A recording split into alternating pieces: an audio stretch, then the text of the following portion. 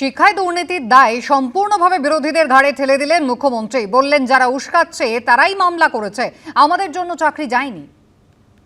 আমার একটা জিনিস খুব খারাপ লাগে, যারা উস্কাচ্ছে তারাই কিন্তু মামলাটা করেছে ওদের বিরুদ্ধে।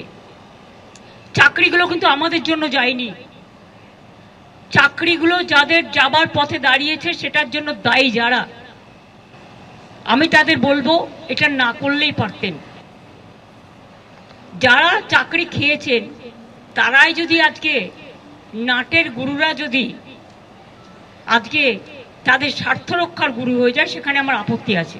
পাল্টা বিরোধীরা প্রশ্ন তুলেছে, প্রাক্তন শিক্ষামন্ত্রী পার্থ চট্টোপাধ্যায় টাকা খেয়েছেন, তার দায় বিরোধীদের। মোটা অঙ্কের বিনিময়ে শিক্ষকের চাকরি বিক্রি হলো, তার দায় বিরোধীদের। যত অপরাধ সব যদি বিরোধীদের ঘাড়ে হয়, তাহলে পরীক্ষায় দুর্নীতি করা হয়েছে, টাকা নেওয়া হয়েছে, সেটা বিরোধীদের দায়। এসএসসি দুর্নীতি করেছে, বিরোধীদের দায়।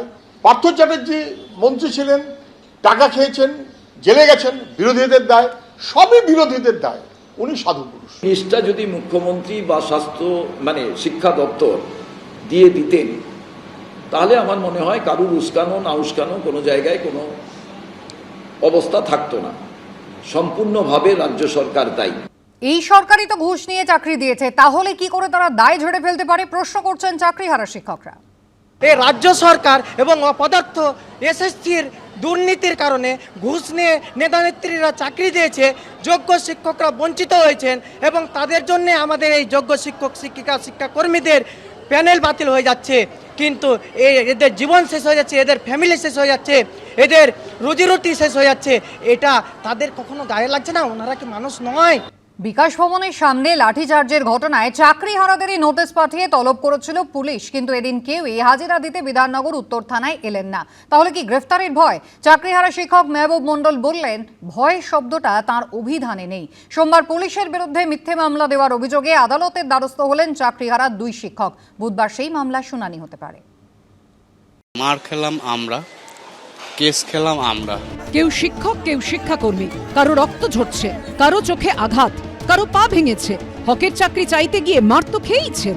উল্টে মার খাওয়া চাকরিহারা শিক্ষক শিক্ষাকর্মীদের বিরুদ্ধেই জামিন অযোগ্য ধারায় মামলা করেছে পুলিশ।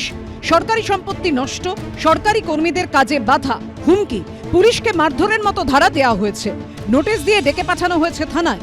কাউকে সোমবার, কাউকে মঙ্গলবার, কাউকে আবার বুধবার বিধাননগর উত্তর থানায় হাজিরার নির্দেশ দেওয়া হয়েছে। নোটিশে পরিষ্কার বলা হয়েছে, হাজিরা না দিলে গ্রেফতার পর্যন্ত করা হতে পারে। এই ব্যানারে বৃহস্পতিবারের যে ঘটনা ঘটেছিল, সেখানে প্রত্যেকে যারা যারা আহত হয়েছিলেন আমরা দেখেছি সেদিন, কারুর মাথা ফেটেছে, কারুর পা থেকে রক্ত বেরোচ্ছে অঝরে, কারুর অন্যান্য জায়গায় আঘাত লেগেছে।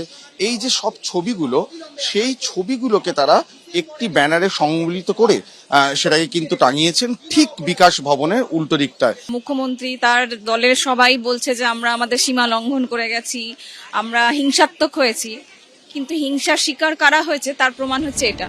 সোমবার যাদের থানায় ডাকা হয়েছিল তার মধ্যে ছিলেন মেহবুব মণ্ডল সহ 3 জন।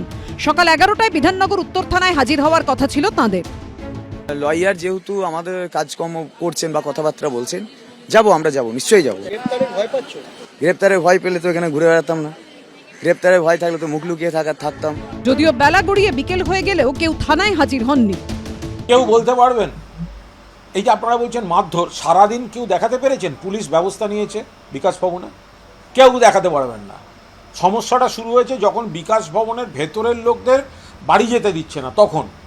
তো তারপর যদি কেউ বাড়ি যেতে না দেয় আর সেখানে পুলিশ তাদের বাড়ি যাওয়ার ব্যবস্থা করে, সেখানে পুলিশকে বাধা দেয়, তো সেইখানে আপনারা প্ররোচনা দিয়েছেন, অপ্রীতিকর 2-1টা ঘটনা ঘটেছে। এটাই তো এক ধরনের অত্যাচার। এটা পুলিশি অত্যাচার, এটা স্বৈরাচারীদের অত্যাচার।